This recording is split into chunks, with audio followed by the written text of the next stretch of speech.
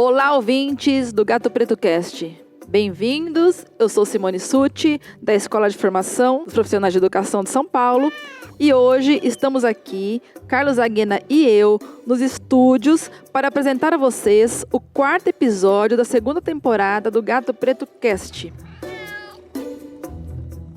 A entrevistada de hoje é a Maria Aparecida Magnani. A Cida, como ela é chamada, ela é socióloga e trabalhou durante 32 anos na FDE, como coordenadora e gerente de projetos educacionais, focados principalmente na formação de leitores da rede estadual de ensino. Atualmente aposentada, a Cida ainda é muito atuante. Como uma leitora voraz, ela participa de grupos de leitura com pessoas do seu círculo social. A Cida é mãe, a Cida é avó, e por isso a gente fica imaginando aqui que ela deve ter lido muita história para as crianças. Bem, para saber um pouco mais disso, o Carlos vai entrevistá-la e nós vamos ouvir um pouco mais da história dessa leitora. Vamos lá?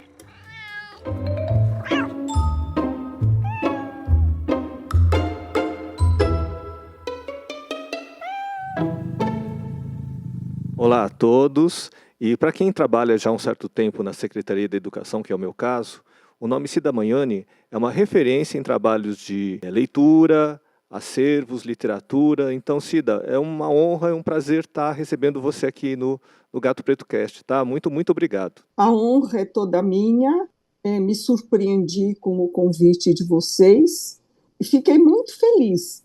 Porque, na verdade, como diria Manuel de Barros, de escovar ossos, eu fui escovar a memória. E fiz um mergulho no tempo, pensando um pouco do meu trajeto, minha história de leitura, desde a infância. E é exatamente isso que essa que é a nossa proposta, Cida. Vamos trazer agora uma conversa um pouco mais informal, né, um pouco mais próxima. A gente queria saber de você, Sim. Cida, a sua experiência, como que você começou a gostar de ler? Bom, eu nasci numa família leitora. Meu pai lia muito, minhas tias eram professoras e minha mãe gostava muito de poesia. Lia poesias. Lembro-me de uma cena tão viva, ela no quintal, lavando roupa, e ao lado tinha uma cadeira com um livro aberto e ela lia aquele poema do Casimiro de Abreu, Meus 8 Anos, e lia frase por frase e fazia eu decorar. Naquela época, chegavam as visitas, as crianças se apresentavam para falar uma poesia, para cantar, alguma coisa assim. Então, eu acho que desde sempre eu fui muito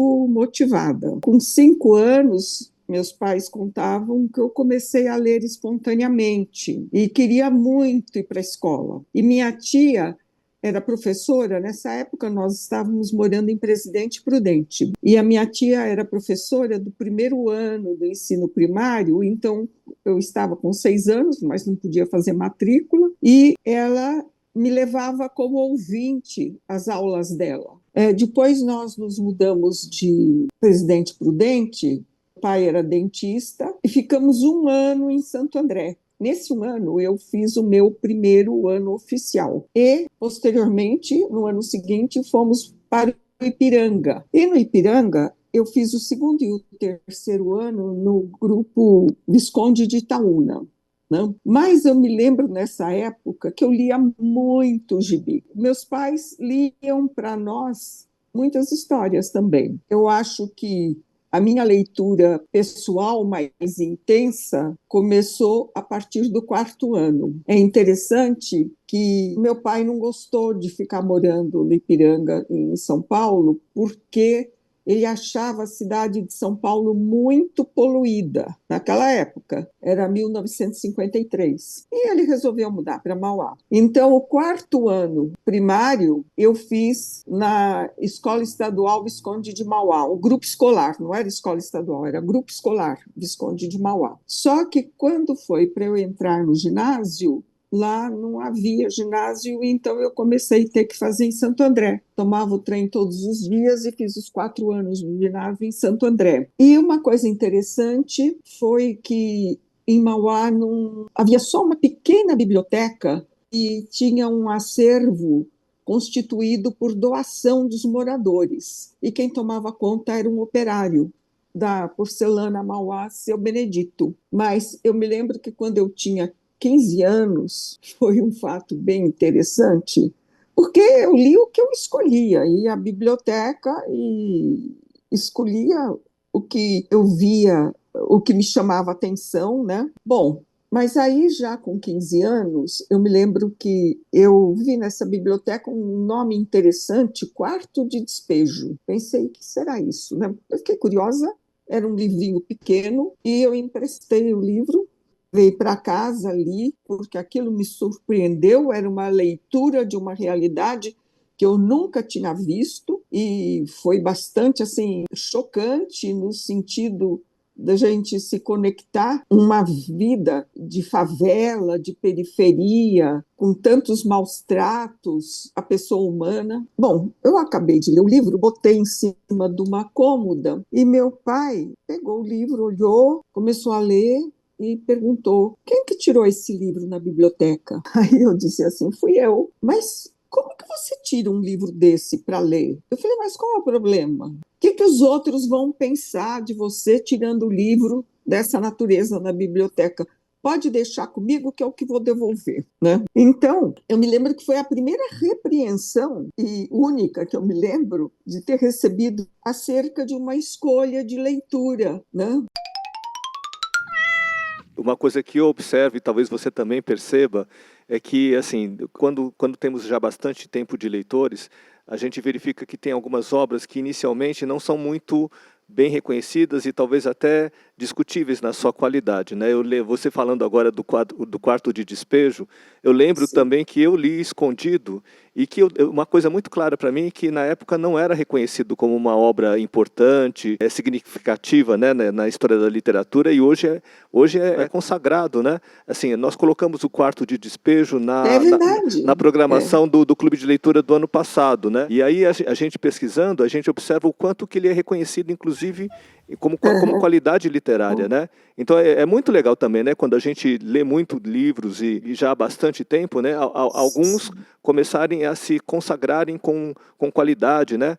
Lembrei agora também de Feliz Ano Velho, que na década de 80 era um lançamento, hoje também é muito reconhecido. Você observa isso também na sua experiência leitora? Sim, eram criticados e depois se tornaram clássicos, né? Então, a gente tinha as leituras boas, as leituras recomendadas pelos professores, geralmente eram as mais chatas, porque eram uma obrigação e você tinha que ler com determinado prazo para responder perguntas. Então, a escola tinha uma abordagem na formação de leitores que eu acho assim equivocada, né? A escola não cria um ambiente de prazer e de interesse com relação à leitura que deixa o aluno à vontade para fazer comentários, para criar uma sala de bate-papo sobre o que cada um leu, sem censuras, e acaba acontecendo que nesse padrão de exigir a leitura por obrigação e você ter que ir lá responder um questionário, acaba afastando um pouco o leitor, né?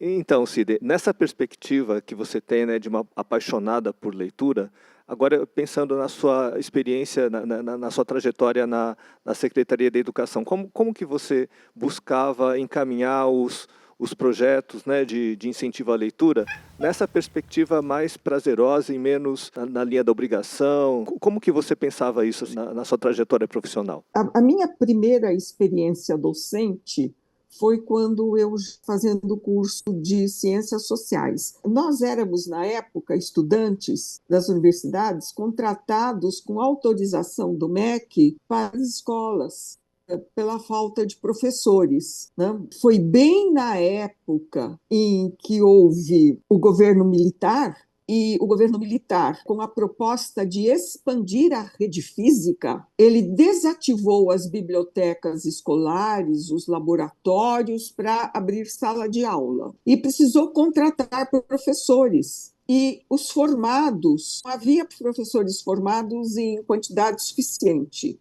Então, o critério do MEC é contratar estudantes. E eu fui dar aula de português em duas escolas, na Vila Humaitá, em Santo André, e no Visconde de Mauá, em Mauá. E nessa minha experiência, assim, já intuitivamente, o que eu vi? Que eles precisavam ler e que precisava ter biblioteca. A escola de Vila Humaitá, que eu dava aula à noite, não tinha um dicionário, um atlas, um livro sequer de literatura, nada, zero. De dia era grupo e à noite abriram o ginásio. Eu comecei ali a fazer campanha com os alunos. Eu consegui que um aluno montasse um estilo de uma barraquinha de feira para ficar no saguão, e toda vez que o aluno tivesse na casa dele, de amigo ou de alguém, livro para doar, colocava lá e a gente daquela biblioteca. Na época do governo do Franco Montoro, eu conheci o grupo que estava formando o Conselho da Condição Feminina e participava dele a Maria Amélia Goldberg. E foi tão interessante que a Maria Amélia me liga e fala assim, o secretário, ele quer fazer um projeto de cartão de Natal com arte dos alunos da escola pública. Você faria um projeto? Só que ele quer para esse ano. Ela me ligou em setembro. Me contrataram para desenvolver esse projeto. Quando foi dezembro, os cartões estavam nos Banespas para serem vendidos e o recurso ser aplicado na compra de livros para as bibliotecas das escolas. Aí começo a desenvolver o projeto, a Maria Amélia saiu da fundação e o novo diretor, que era o Pedro Paulo Popovic, contratou como gerente e falou, você continua com o cartão de Natal, mas eu quero que você fique, então, com o projeto de biblioteca escolar. A proposta já vinha sendo desenvolvida pela Maria Amélia, né? Que eu dei continuidade e expansão ao projeto. A gente tinha uma equipe que fazia seleção de obras importantes, a gente exigia que a escola apresentasse uma proposta pedagógica sobre como iria trabalhar a leitura, né? Os melhores projetos eram selecionados pelas diretorias de ensino e a cada ano a gente atendia 500 escolas, porque o recurso era limitado. Nós fizemos uma experiência muito interessante quando a Fundação para o Livro Escolar, eu falo FDE, mas quando a Maria Amélia assumiu, não existia a FDE, existia a Fundação para o Livro Escolar, lá na Paulista. E eu comecei lá em 1983 com o projeto de cartão, em 84 fui para o projeto de bibliotecas e em 80 nós fomos para o Bom Retiro. E lá, ao assumir a gerência, nos foi oferecido uma casa onde montamos a Biblioteca Clara Luz, que era uma casa, no início funcionou a FLE, Fundação para o Livro Escolar. Fizemos um projeto muito bonito, muito bem sucedido com a Clara Luz. Tínhamos uma equipe ali muito motivada, né? A Cláudia Arruda Campos, a Cauê, a Alfredina Neri e outros técnicos que participaram da equipe da Clara Luz arregaçaram os braços, né? Depois teve a Cida Amaro, que também se dedicou muito, e na Clara Luz nós fizemos uma biblioteca oficina e atendíamos a escola que fica ali na rua, que não me vem o nome agora. Com a frequência dos alunos nesta biblioteca infanto-juvenil, nós desenvolvíamos a observação, como os alunos chegavam à biblioteca, o que eles procuravam, do que eles gostavam, como era a recepção dos livros por eles, né? O que o professor da biblioteca da escola precisava dominar de conhecimento para conduzir melhor. Então, foram feitas tantas oficinas lá. Foi um período de uma riqueza incrível.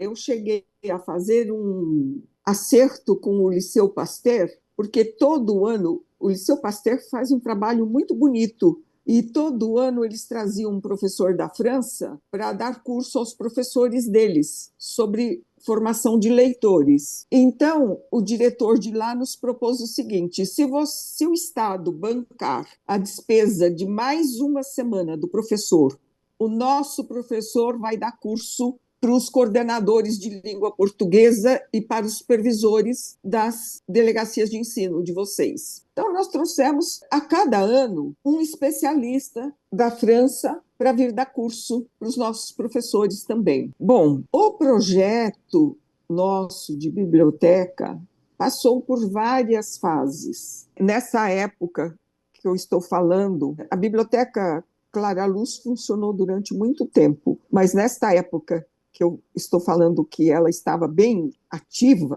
a minha gerência chamava-se Gerência de Livros e Bibliotecas. Quando o Fernando de Moraes assumiu a Secretaria da Educação, ele veio com uma proposta de injetar recursos no projeto. Ele instalou 1.500 escolas padrão no estado. Então, nós desenvolvemos um projeto, em vez de chamar biblioteca escolar, era uma coisa mais ampla, era Centro de Informação e Criação. O Fernando, ele proporcionou recurso à FDE para comprar mobiliário, para comprar estante, todo o mobiliário necessário para essas 1.500 escolas, para comprar equipamentos e para cada uma que a gente selecionasse com os nossos técnicos e das diferentes áreas disciplinares, 1.000 títulos. E o nosso trabalho de preparação, ele acatou a nossa proposta de colocar como responsável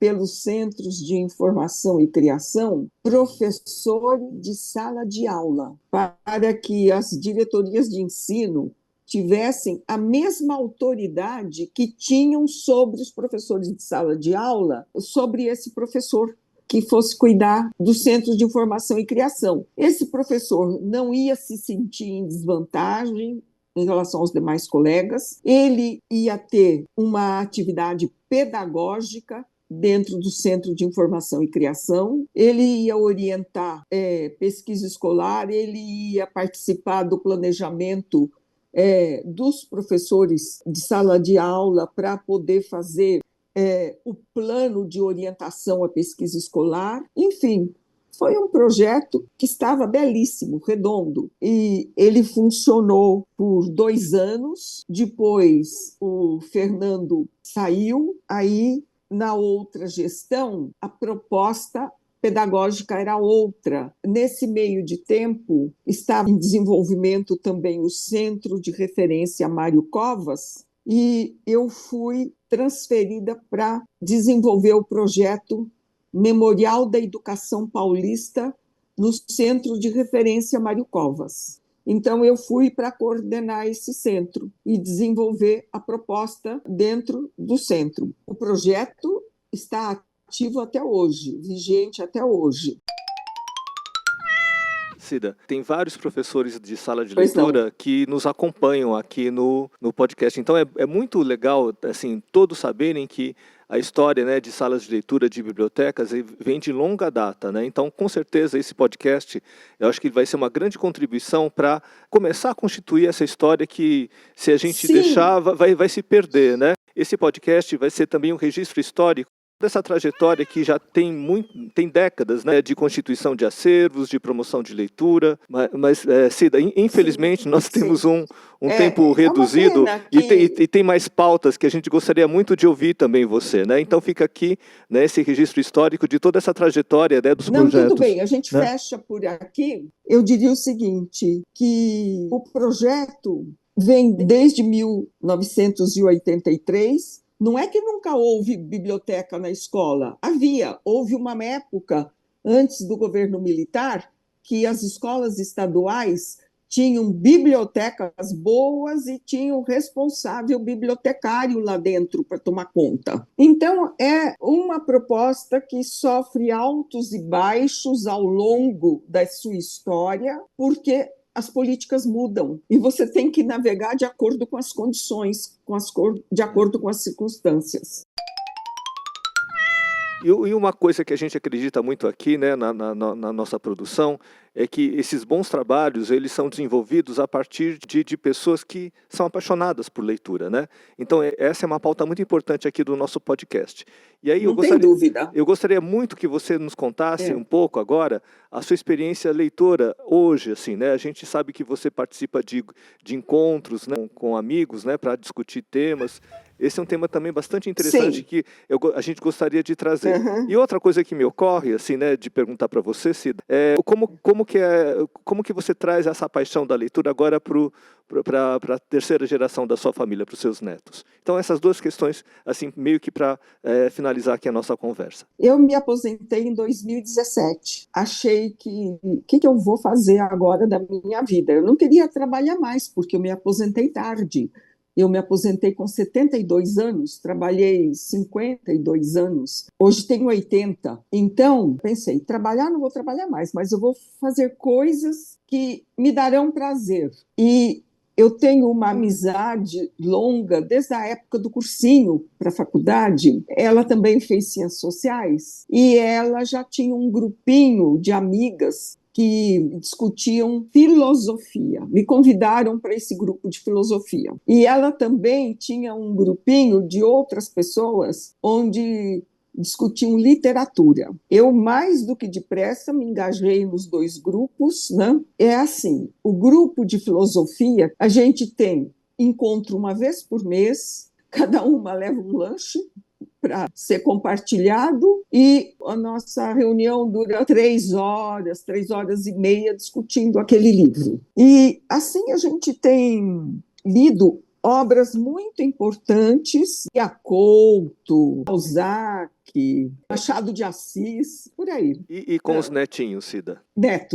Os netos. Eu sempre li para os meus netos. Eu tenho um netinho de 7 anos da minha filha mais nova.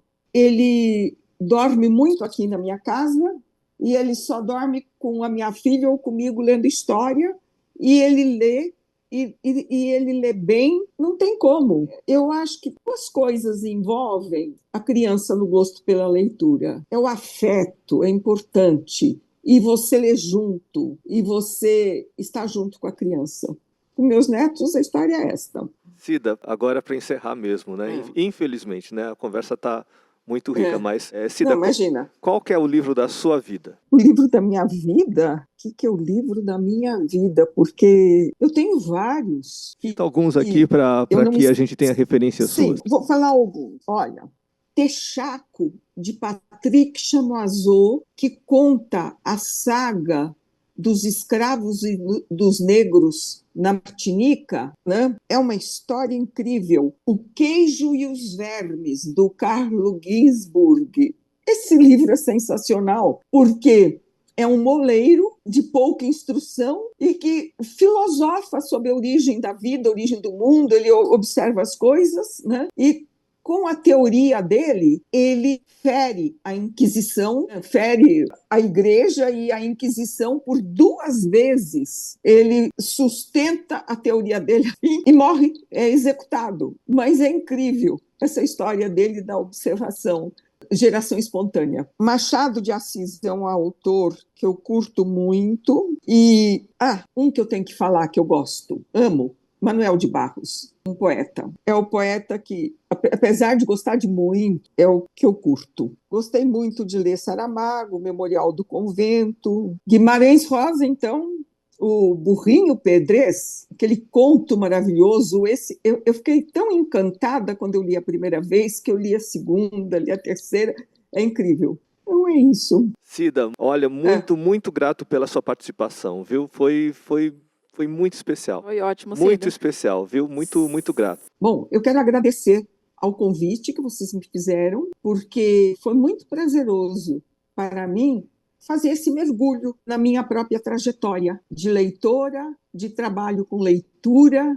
A gente tem muita coisa para contar. E numa conversa espontânea assim, a gente sempre deixa algum fato importante, alguma leitura importante, ou referência a pessoas que também contribuíram ao projeto de formação de leitores, mas eu posso dizer que eu sempre me cerquei de bons técnicos, de pessoas excelentes para trabalhar juntos, e que há muita também na questão de formação de leitores nesse país. Bem, todos nós aqui da equipe de produção do Gato Preto Cast agradecemos imensamente a Cida Magnani, que deu esse depoimento, esse relato maravilhoso, que muito além de uma história, são relatos históricos, né? E que acho que também daria até um livro que pode ser narrado, editado, recontado e contado. Nós aqui ficamos muito, muito orgulhosos de tê-la como convidada e agradecemos muito essa participação. E até uma próxima. Até mais.